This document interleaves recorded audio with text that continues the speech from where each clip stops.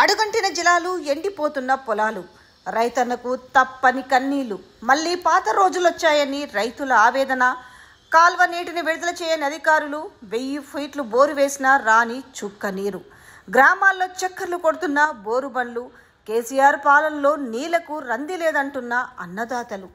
భూగర్భ జలాలు అడుగంటి పొలాలు ఎండిపోతున్నాయి. సాగునీళ్లు అందక బీటలు వారుతున్న పంటలను చూసి రైతన్నలకు కన్నీళ్లే దిక్కవుతున్నాయి. రిజర్వాయర్లలో నీళ్లున్నా విడుదల చేయకపోవడంతో చెరువులకు నీళ్లు రాక ఎండిపోయి వరి చేలలో పశువులను మేతకు వదలాల్సిన పరిస్థితులు నెలకొన్నాయి. ముఖ్యంగా పాలకుర్తి నియోజకవర్గంతో పాటు చాలా చోట్ల 500 ఫీట్ల వరకు బోరు వేసినా నీళ్లు రాని దుస్థితి. సమైక్య రాష్ట్రంలో బీళ్లు వారిన పంట పొలాలు స్వరాష్ట్రంలో కేసీఆర్ చొరవతో పచ్చగా మారి కోనసీమను తలపించగా, నేడు కాంగ్రెస్ ప్రభుత్వం రాకతో మళ్లీ వెనకటి రోజులే దాపురించాయని రైతులు ఆవేదన చెందుతున్నారు. సాగునీళ్లు లేక అల్లాడుతున్న రైతులు కేసీఆర్ పాలనను గుర్తు చేసుకుంటూ ఈ కరువు పరిస్థితులు ఎప్పుడు పోతాయో అని ఎదురు చూస్తున్నారు. జనగామ జిల్లా పాలకుర్తి మండలం అంతటా బోర్లు, భూగర్భ జలాలు లేక అడుగంటుతున్నాయి. నీళ్లు లేక వరి పొలాలు బీటలు వారుతున్నాయి. మండల కేంద్రానికి చెందిన చెవ్వ సోమయ్యకు 2 ఎకరాల వ్యవసాయ భూమి ఉంది. ఎకరన్నరంలో వరి వేసిండు. అర ఎకరంలో కూరగాయలను సాగు చేస్తున్నాడు. సాగునీటి కోసం 2 బోర్లు వేసిండు. అయితే గతేడాది ఓ బోరు 350 ఫీట్లు దించగా ఈ ఏడాది 550 ఫీట్ల వరకు వేసిండు.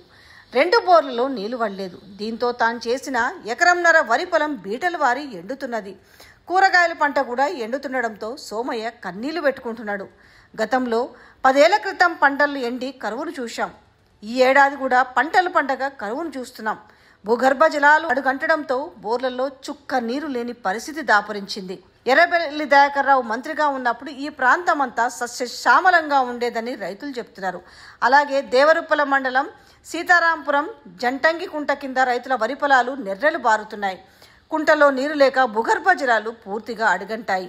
బోర్లు కొన్ని సెకండ్ల వరకే నీళ్లు పోస్తున్నాయి. దేవాదుల నీరు విడుదల చేసి చెరువులు నింపుతారన్న నమ్మకంతో వరి నాట్లు పెట్టామని తీరా నీరు రాక పంటలు ఎండుతున్నాయని రైతులు ఆవేదన చెందుతున్నారు. నవంబర్ నెలలో నీరు వదలగా చెరువులకు చేరిందని, దీంతో బోర్లు పోశాయని అదే నమ్మకంతో యాసంగి వరి నాట్లు వేసినట్టు ఆయకట్టుదారులు తెలిపారు. తీరా ఫిబ్రవరి వచ్చినా నీరు వదలకపోవడంతో పనులు ముందుకు సాగడం లేదు. చెరువు కింద 60 ఎకరాల తరి ఆయకట్టు ఉండగా బోర్లు అడుగంటి పెట్టిన కాడికి ఎండే పరిస్థితి వచ్చింది. ఇప్పుడైనా స్థానిక ఎమ్మెల్యే చొరవ చూపితే కొన్ని పంట పొలాలైనా చేతికి వస్తాయని, ఆలస్యమైతే పుట్టి మునుగుడేనని రైతులు ఆవేదన చెందుతున్నారు.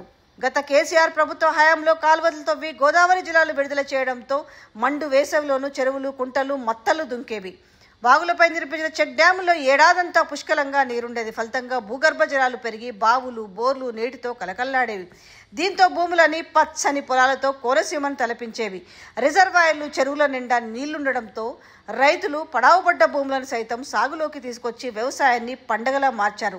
ఇతర రాష్ట్రాల నుంచి కూలీలు వచ్చి ఇక్కడ పనులు చేసేవారు. కాంగ్రెస్ సర్కార్లో ప్రస్తుతం అలాంటి పరిస్థితులు లేవు. ఎక్కడి పొలాలు అక్కడే పంటలు సాగు చేయక మళ్లీ పడావుగా మారిన తెలంగాణ రాకముందటి రోజులను తలపిస్తున్నాయి. కాపాడుకునేందుకు అరిగోస రైతులు వరి నాట్లను వేసే సమయంలో బోరు బావులలో నీరుంది. పంట చేతికొచ్చే సమయం వరకు నీరు సరిపోతుందని కాల్వల ద్వారా గోదావరి జలాలు విడుదల చేస్తారన్న నమ్మకంతో సాగు మొదలుపెట్టారు. బోరు బావులు అడుగంటి కాల్వల నీరు వదలకపోవడంతో పంటలు ఎండిపోతున్నాయి. ఒకవైపు వరి నాట్లు వేస్తుండగా మరోవైపు వేసినవి ఎండిపోతున్నాయి. రైతు భరోసా రాక, పూర్తిగా రుణమాఫీ కాక అప్పులు తెచ్చి సాగు చేసిన పంటను కాపాడుకోవడానికి రైతులు అరిగోస పడుతున్నారు. 800 నుంచి 1000 ఫీట్ల లోతు వరకు బోర్లు వేసిన చుక్క నీరు బయటికి రావడం లేదు. అప్పులు తెచ్చి రైతులు బోర్లు వేస్తుండడంతో మరింత ఆర్థిక పరిస్థితికి ఇబ్బందులకు గురవుతున్నారు. బొమ్మకూరు రిజర్వాయర్ నుంచి కాల్వల ద్వారా గోదావరి జలాలను అధికారులు విడుదల చేయకపోవడంతో వరి పొలాలకు నీరందక బోరుబావులు అడుగంటి పంటలు కళ్ళ ముందే ఎండిపోతున్నా కాపాడుకోలేక రైతులు కన్నీరు పెడుతున్నారు. అధికారులు, ప్రజాప్రతినిధులు పట్టించుకొని కాల్వల ద్వారా నీరు విడుదల చేసి ఆదుకోవాలని వేడుకుంటున్నారు. సో రాష్ట్రమంతా కూడా ఇదే పరిస్థితి కనపడుతుంది. ఎట్లానంటే బోర్లన్నీ కూడా ఎండిపోయి చుక్క నీళ్లు లేక పంట చేతికి రాక, సో కనీసం ఇప్పటికైనా ప్రజాప్రతినిధులు పట్టించుకోవాలి. ఎక్కడైనా రాష్ట్ర వ్యాప్తంగా నాటివంద, జనగామ నాటివంద, పెద్దపల్లి నాటివంద, నల్గొండ, ఏ తెలంగాణ రాష్ట్ర వ్యాప్తంగా ఎమ్మెల్యేలు కావచ్చు, మంత్రులు కావచ్చు పట్టించుకొని కనీసము వాళ్ళకు నీటి కొరత, సాగునీటి, తాగునీటి కొరత లేకుండా చూసుకునే బాధ్యతని చేపడితే తప్ప రాష్ట్రం మొత్తం కూడా రావణ కాష్టంలో మారే అవకాశం ఉంది.